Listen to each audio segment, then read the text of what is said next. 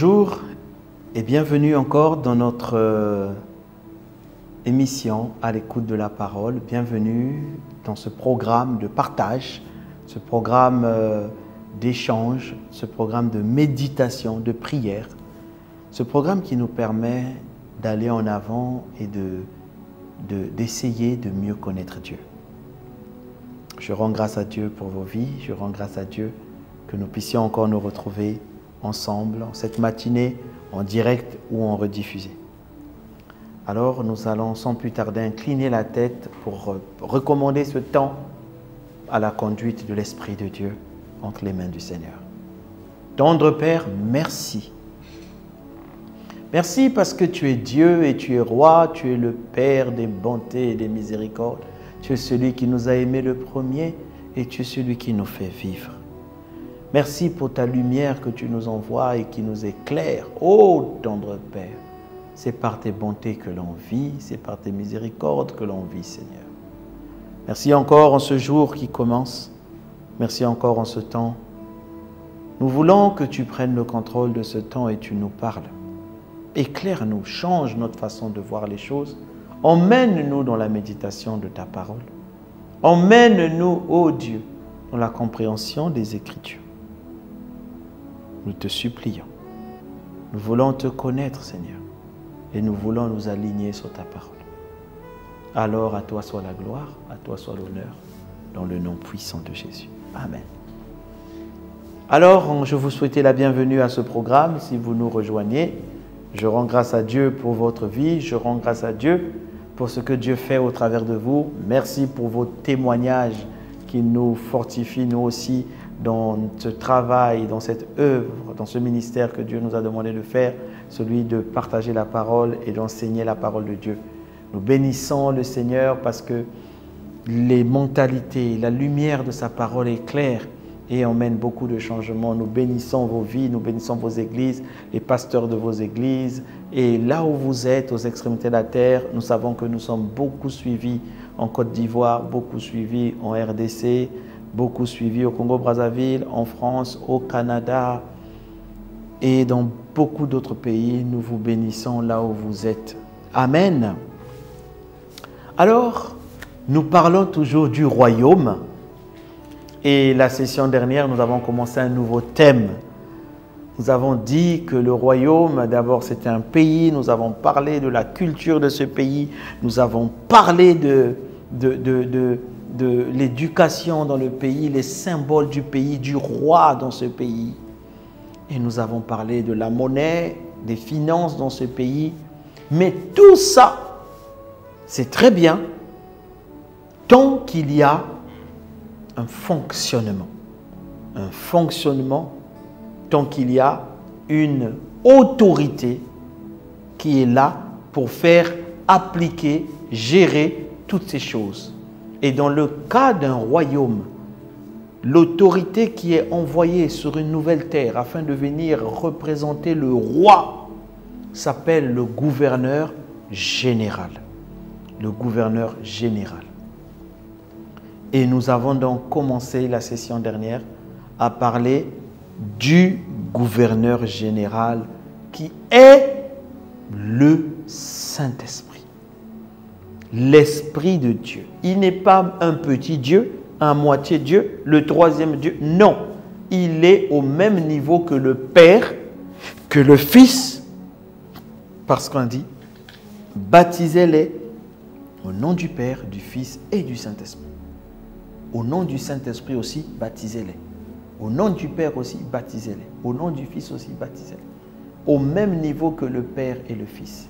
Et c'est le Saint-Esprit qui est le gouverneur envoyé sur la terre, là où nous sommes, pour étendre le royaume des cieux et démontrer que Dieu est Dieu et Jésus est roi.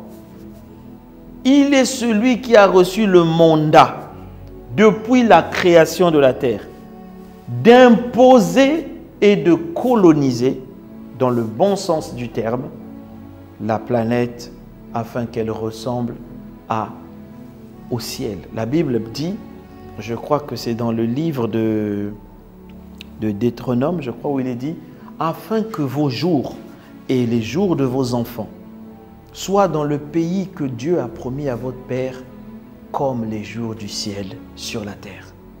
C'est ça la bénédiction. Quelqu'un a raté une bonne occasion de dire Amen. Que vos jours soient sur la terre comme les jours du ciel sur terre. Les jours du ciel. Alors, qui vient manifester ces jours du ciel? C'est le gouverneur du royaume des cieux. Qui vient démontrer que la vie sur la terre peut être comme la vie au ciel? C'est le gouverneur du royaume des cieux. Nous avons étudié la session dernière que tout dans le royaume, tout commence par le Saint-Esprit, se fait par le Saint-Esprit, est géré par le Saint-Esprit. Et tout, jusqu'à l'Apocalypse, la Bible dit que Dieu, Jésus-Christ, détruira le diable par le souffle de sa présence. Vous savez, c'est quoi le mot souffle? C'est le mot pneuma, le vent. C'est le même mot qui veut dire esprit. Donc, lorsqu'on dit que Jésus détruira le diable par le pneuma, c'est-à-dire par son esprit, l'esprit de sa présence, va exploser le diable.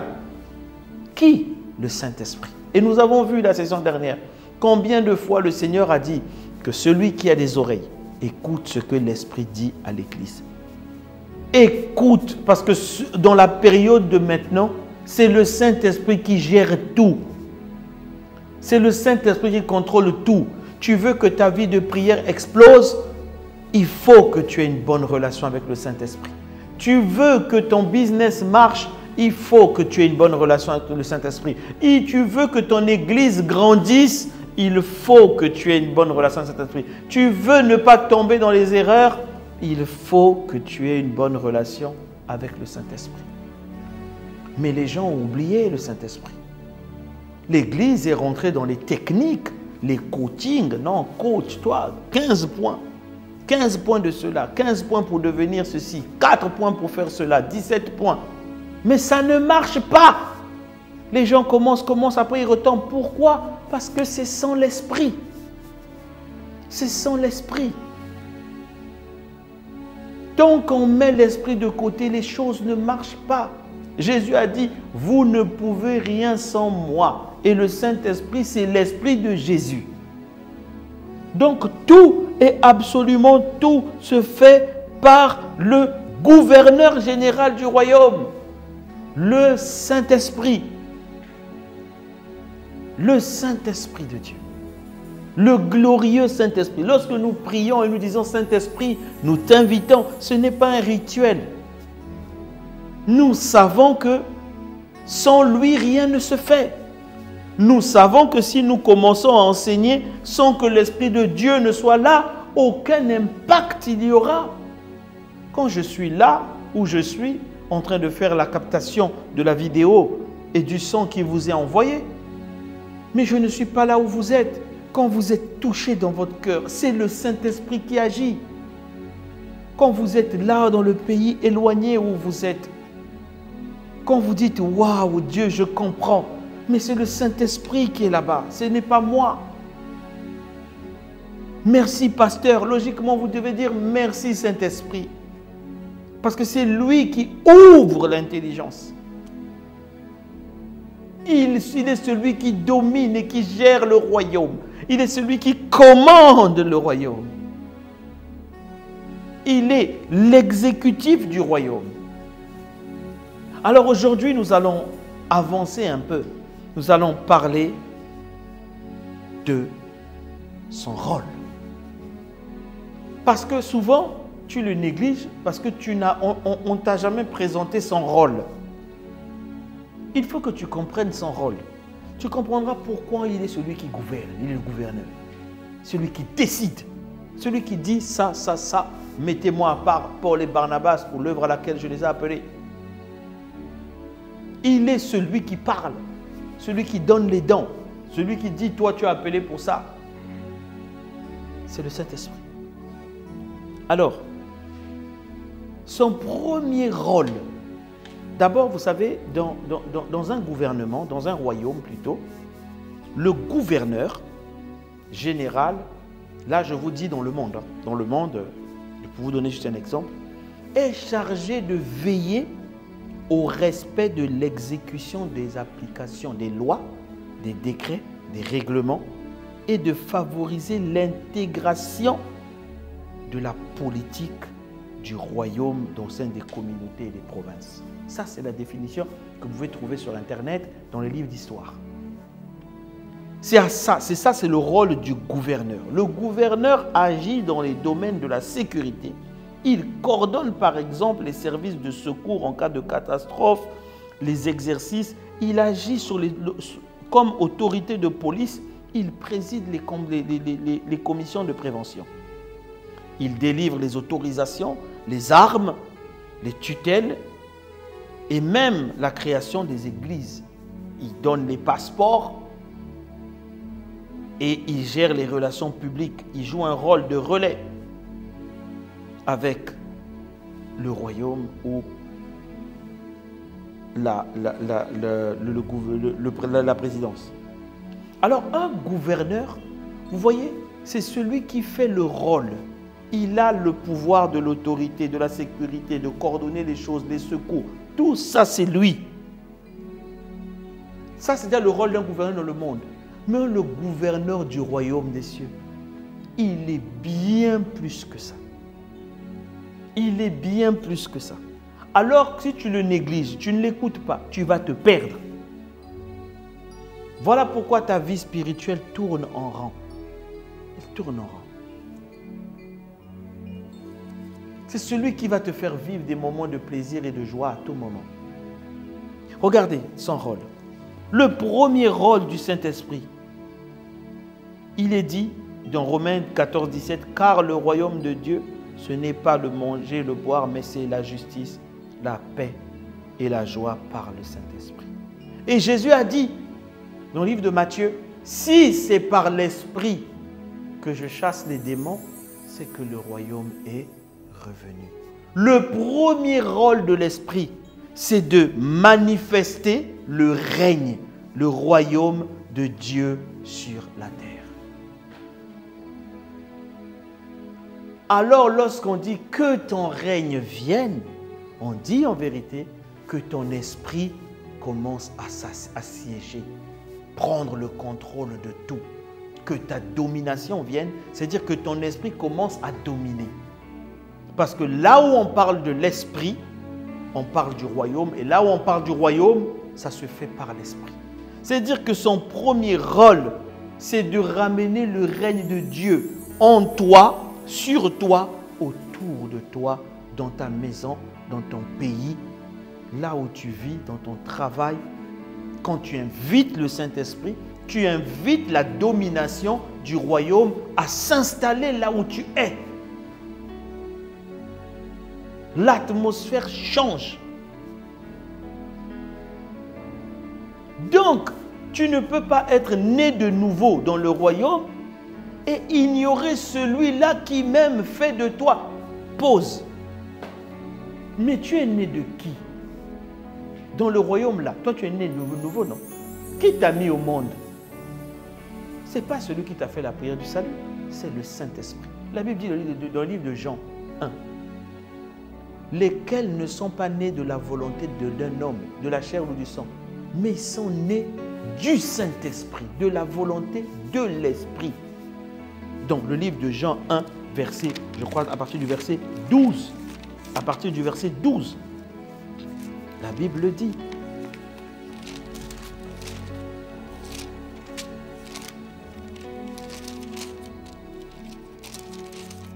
voilà, on va lire la parole de Dieu. Mais à tous ceux qui l'ont reçu, verset 12, ils ont cru en son nom. Elle a donné le pouvoir de devenir enfants de Dieu, lesquels sont nés, non du sang, ni de la volonté de la chair, ni de la volonté de l'homme, mais de Dieu. Ils sont nés de la volonté de Dieu.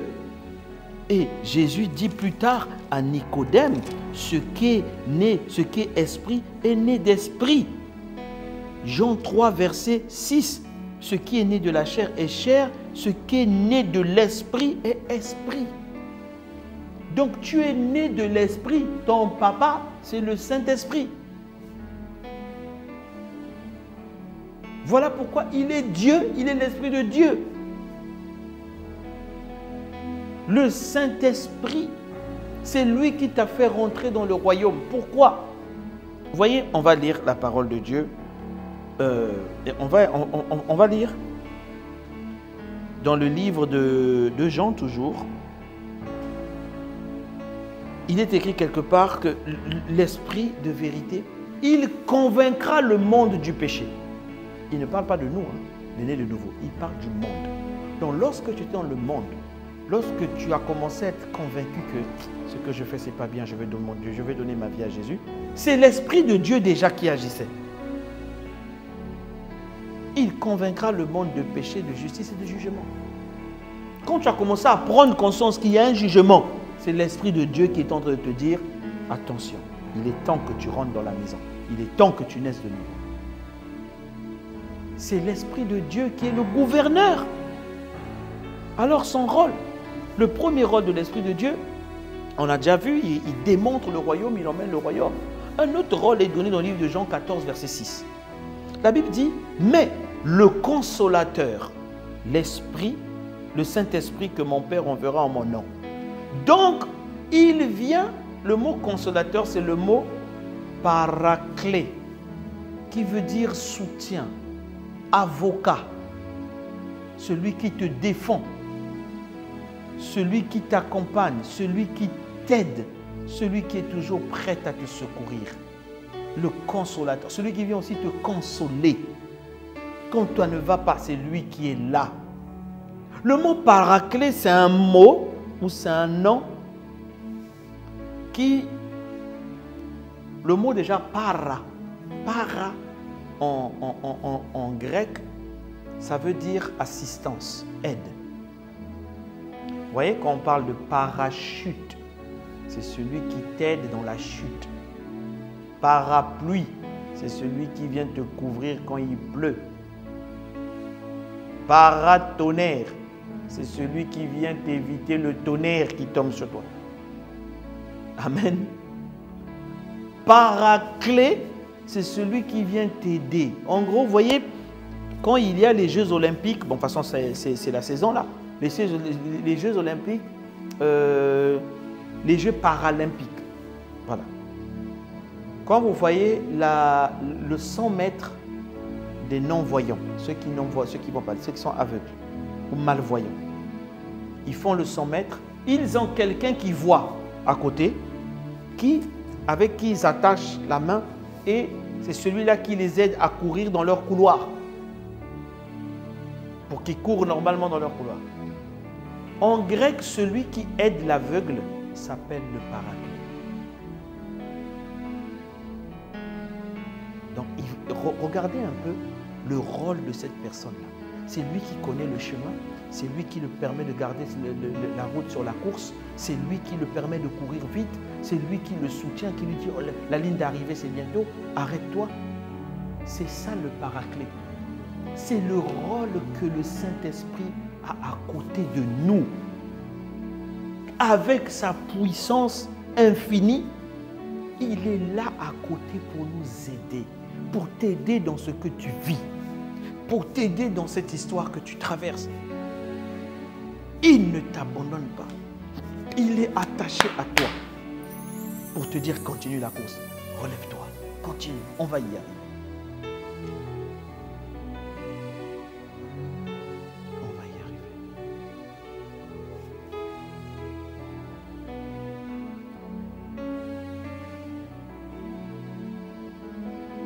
Alors, il avait dit, quand le consolateur, l'Esprit de vérité que mon Père enverra en mon nom, il vous enseignera toutes choses. Donc, l'un de ses rôles, c'est de t'enseigner toutes choses. Bien plus qu'un gouverneur de ce monde. Lui, c'est un gouverneur puissant, bien plus puissant, mais qui est là, pas seulement pour te faire respecter les lois, il est aussi là pour t'enseigner toutes choses. Pas seulement comment prier, pas seulement comment jeûner, pas seulement comment lire la Bible. Il est là pour t'enseigner toutes choses. Mais tu ne lui demandes pas son aide. Il est là pour venir te démontrer la réalité du royaume dans ta vie. que tu appartiens, ce qu'on avait dit au début là, que le royaume te met au-dessus. Il est là pour t'enseigner ça. Il est là. La Bible dit, il vous rappellera tout ce que je vous ai dit. Il est là comme un rappel. Un rappel, comme si tu es... C'est comme si tu es en train de faire un examen et tu es en train de tricher. Comme si tu es en train de faire un examen et puis tu as l'écouteur dans ton oreille où on te rappelle les réponses.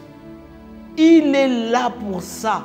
Non pas pour te faire tricher, mais pour te rappeler les paroles de Dieu. Quand tu finis cette session, quand tu finis cette émission, quand tu pars, c'est lui qui te rappelle. Souviens-toi de ce que la parole a dit. Souviens-toi que tu n'es pas de ce monde. Souviens-toi que c'est lui qui rappelle les paroles de Christ. Jean 15, verset 26, verset, toujours dans son rôle. Quand sera venu le Consolateur, que je vous enverrai de la part de mon Père, l'Esprit de vérité. Il dit, qui vient du Père. Il conduit dans la vérité. La Bible l'appelle l'Esprit de vérité. Toi, on te ment à gauche, on te ment à droite. Si l'Esprit de vérité est dans de toi, il ne permettra pas qu'on te mente. Tu sentiras dedans de toi que là, il y a mensonge. Il te parlera. Il te conduira dans toute la vérité. Ça ne veut pas dire seulement que tu vas marcher dans la vérité, mais tout ce que, là où il va t'aller, il va te conduire, c'est là où c'est vrai. Il ne va pas te conduire dans un endroit mauvais. Il va te conduire dans un endroit vrai, un bon endroit. Dans ce que Dieu a réellement préparé pour toi. C'est lui, voilà pourquoi il est dit de lui, il vous annoncera toutes choses. Les choses que le Père a préparées pour toi d'avance. Qui te le fait connaître? Ce n'est pas ton voisin, ce n'est pas ton père biologique, ce n'est pas ta mère, ce n'est pas ton frère. C'est le Saint-Esprit. Ce n'est pas celui qui dit, ah, toi on voit que tu vas être bien dans ça. Non, c'est le Saint-Esprit. C'est le Saint-Esprit. Il vous conduira dans toute la vérité qui vient du Père. Il rendra témoignage de moi. Vous savez comment ça peut rendre témoignage? Ça veut dire qu'il va témoigner que Jésus est Dieu. Dans ta famille, là où on se moque de toi, il va témoigner dans ta vie que Jésus est Dieu pour que tout le monde reconnaisse que Jésus est ton Dieu et qu'il agit dans ta vie. Il va faire de sorte que les gens autour de toi mettent la main sur la bouche. Oh, on croyait qu'on l'avait eu. Mais le Saint-Esprit est là pour témoigner Jésus-Christ dans ta vie.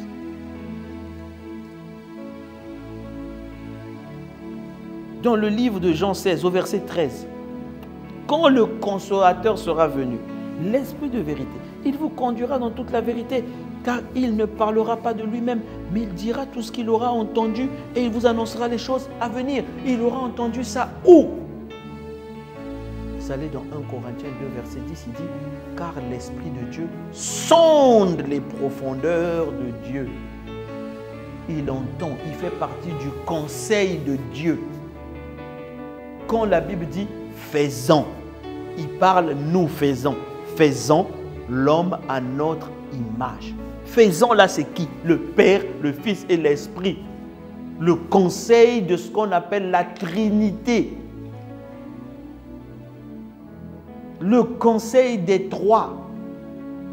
Et lui, il prend ce qu'il a entendu au conseil, il vient te l'annoncer. Voilà pourquoi c'est ton avocat. C'est ton avocat. Tout puissant qu'il est, il s'inquiète pour toi dans les petites choses, les petits détails. La Bible dit, il t'annonce les choses à venir. Tu ne peux pas être surpris. Il faut dire, je refuse d'être surpris. Voilà. Tu ne peux pas être surpris. Quand tu développes une vraie relation avec le Saint-Esprit, tu ne peux pas être surpris. Tu ne peux pas. Il dit tout ce que le Père est à moi. C'est pourquoi j'ai dit, il prend ce qui est à moi, il vous l'annoncera. Il est l'Esprit qui qui t'emmène la sagesse, qui te donne l'intelligence, le conseil, la force, la connaissance et même le respect de Dieu. La crainte de l'Éternel. Ésaïe 11, verset 2 jusqu'au verset 2 et 3. L'Esprit de Dieu. Voilà tout son rôle. C'est lui qui manifeste le royaume. Et dans le royaume, il y a un mode de vie qui est là, que nous ferons dans les sessions qui vont suivre. C'est par exemple l'amour. La Bible de Dieu dit « L'espérance ne trompe point » parce que l'amour de Dieu est déversé, répandu dans nos cœurs par le Saint-Esprit qui nous a été donné. Quand tu as de la haine, Romains 5,5, tu as de la haine, tu as de la colère, tu n'arrives pas comment pardonner, l'amour de Dieu remplit ton cœur. L'amour de Dieu t'apaise. Et qui le fait? Le Saint-Esprit.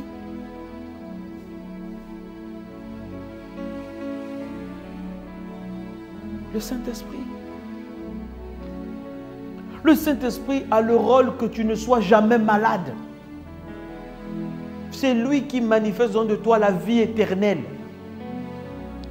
Romains 8, verset 11. Si l'esprit de celui qui a ressuscité Christ d'entre les morts habite en vous, celui qui a ressuscité Christ d'entre les morts rendra aussi la vie à vos corps mortels par son esprit qui vit en vous. Le Saint-Esprit, c'est celui qui patrouille, un péripatéo. J'habiterai au milieu d'eux et je marcherai au milieu d'eux. C'est celui qui monte sur le sommet de ta tête, qui descend un peu de pied. Il voit s'il y a une maladie, il enlève.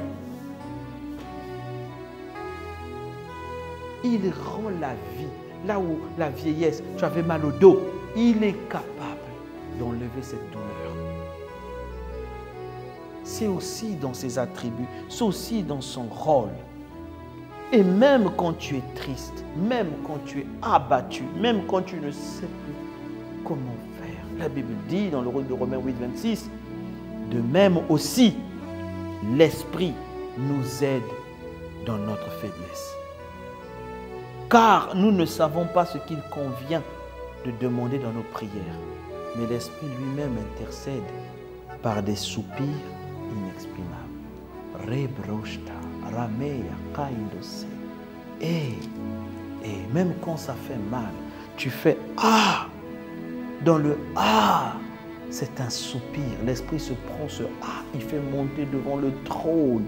Il le change en prière. Il t'aide à prier.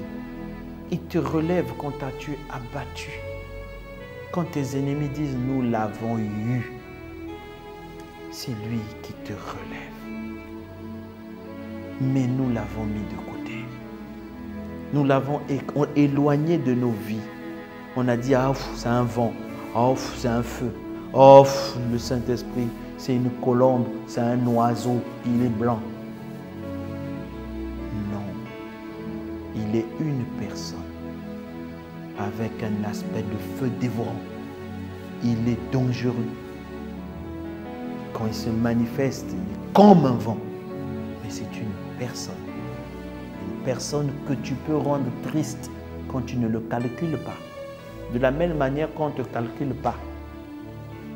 Tu es venu pour faire un travail, pour aider quelqu'un et la personne ne te calcule pas. Tu vas être triste. Qu'est-ce que tu fais en premier? Ben, tu ne bosses pas. Tu ne travailles pas, tu attends. Et c'est ce que nous avons fait du Saint-Esprit. Nous l'avons écarté et nous l'avons éloigné de tellement de choses de notre vie qu'il n'arrive même pas à accomplir son rôle au-dedans de nous.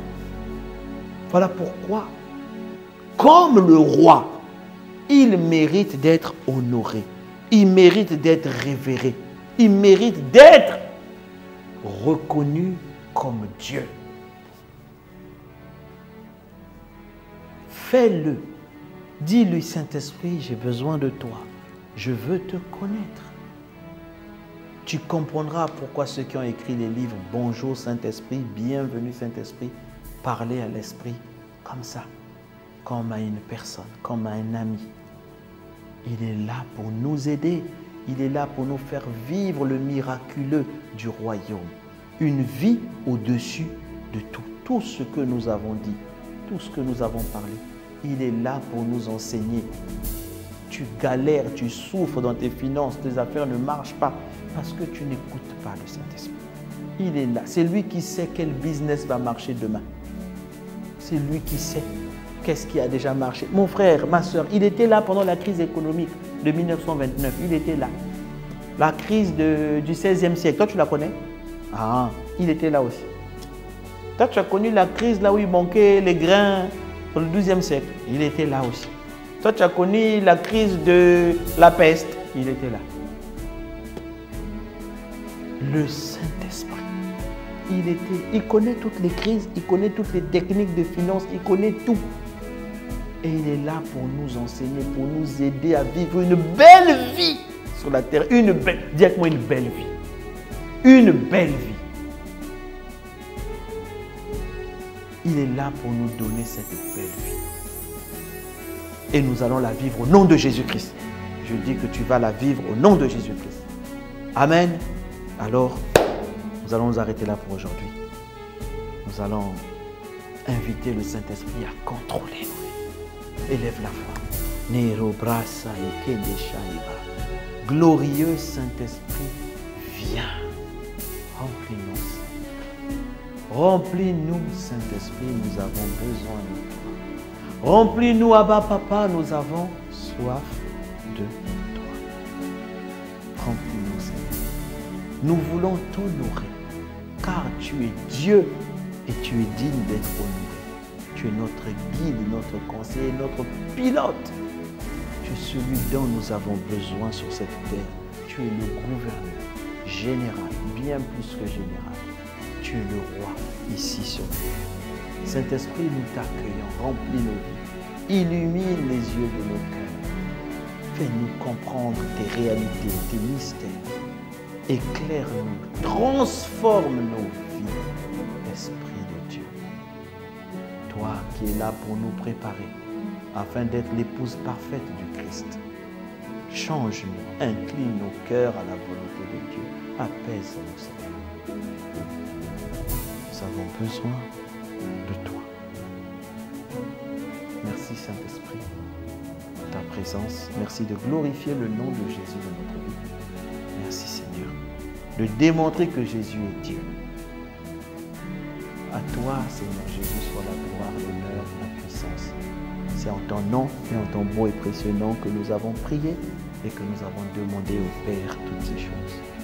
Nous disons Amen. Que Dieu vous bénisse. Que Dieu vous bénisse. Prenez le temps. Arrêtez de multiplier 15 000 paroles de prière. Entrez dans votre chambre fermée et commencez à inviter le Saint-Esprit. Dites-lui, j'ai compris aujourd'hui que j'ai besoin de toi pour réussir. Dites-lui, emmène-moi dans les profondeurs. Explique-moi, il va te révéler, il va vous révéler des choses que vous ne connaissez pas. Invoque-moi, je te répondrai. Je t'annoncerai les choses cachées que tu ne connais pas. Qui a eu ce job? C'est le Saint-Esprit. Vous qui n'avez pas encore donné votre vie à Jésus, restez là, ne partez pas. Faites avec nous cette prière. Dieu vous bénisse et je vous dis à la prochaine session.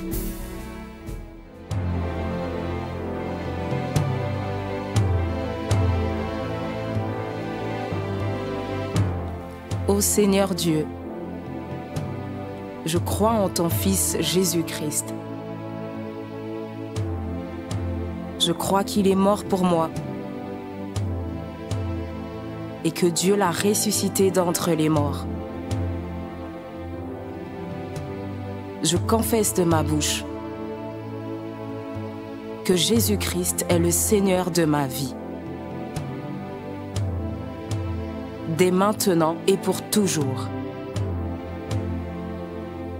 Je donne ma vie à Jésus-Christ dès aujourd'hui et j'ouvre mon cœur par la foi et reçois le salut.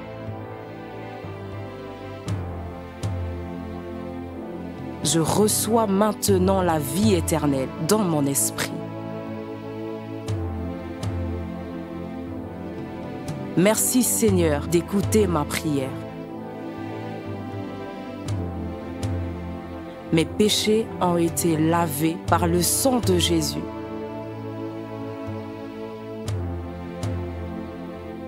Christ vit maintenant en moi. Et je suis libre. Je suis sauvé. Je suis né de nouveau. Et dès aujourd'hui, je marche en ayant conscience de ma nouvelle vie en Jésus-Christ. Amen.